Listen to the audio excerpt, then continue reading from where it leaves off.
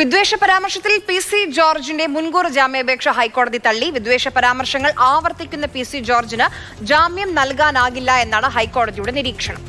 ബിനിൽ ചേരുന്നുണ്ട് വിവരം നൽകാൻ. ബിനിൽ, അങ്ങനെ ഹൈക്കോടതിയുടെ മാർഗനിർദ്ദേശങ്ങളൊക്കെ നിലനിൽക്കുന്ന ഘട്ടത്തിൽ അത് ലംഘിക്കുന്ന തരത്തിലേക്ക് ഒരു പൊതുപ്രവർത്തകൻ പോകുന്നു, വീണ്ടും ഒരു ആനുകൂല്യം നൽകേണ്ടതില്ല പി.സി. ജോർജിന് എന്ന ഒരു നിലപാട് ഹൈക്കോടതി എന്തുകൊണ്ട് സ്വീകരിച്ചു? എന്തൊക്കെ അനുബന്ധമായിട്ട് പരാമർശങ്ങൾ കോടതിയുടെ ഭാഗത്തുനിന്നും ഉണ്ടായിട്ടുണ്ട്?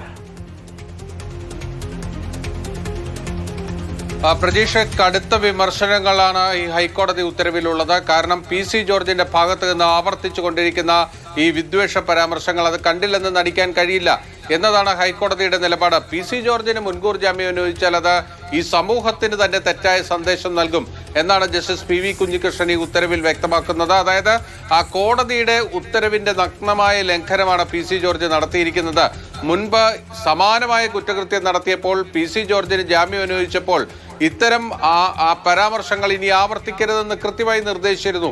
അത് ലംഘിച്ച പി.സി. ജോർജിന് വീണ്ടും മുൻകൂർ ജാമ്യം അനുവദിച്ചാൽ ആ ജാമ്യം അനുവദിക്കുന്നതിനെ ജനങ്ങൾ എങ്ങനെ കാണുമെന്നതാണ് കോടതി ചോദിക്കുന്നത്. അതായത് കോടതി ഉത്തരവ് ലംഘിക്കുന്നയാൾക്ക് മുൻകൂർ ജാമ്യം കിട്ടി സമൂഹത്തിൽ വിലസാൻ കഴിയും എന്നൊരു തോന്നൽ ജനങ്ങൾക്കുണ്ടാകും. അതൊരു കാരണവശാലും അനുവദിക്കാൻ കഴിയില്ല എന്നതാണ് ഹൈക്കോടതി ഈ ഉത്തരവിലൂടെ വ്യക്തമാക്കുന്നത്. ആ ഒരൊറ്റ കാരണത്താലാണ് പി.സി. ജോർജിന്റെ ആ മുൻകൂർ ജാമ്യം കോടതി തള്ളുകയും ചെയ്തിരിക്കുന്നത്.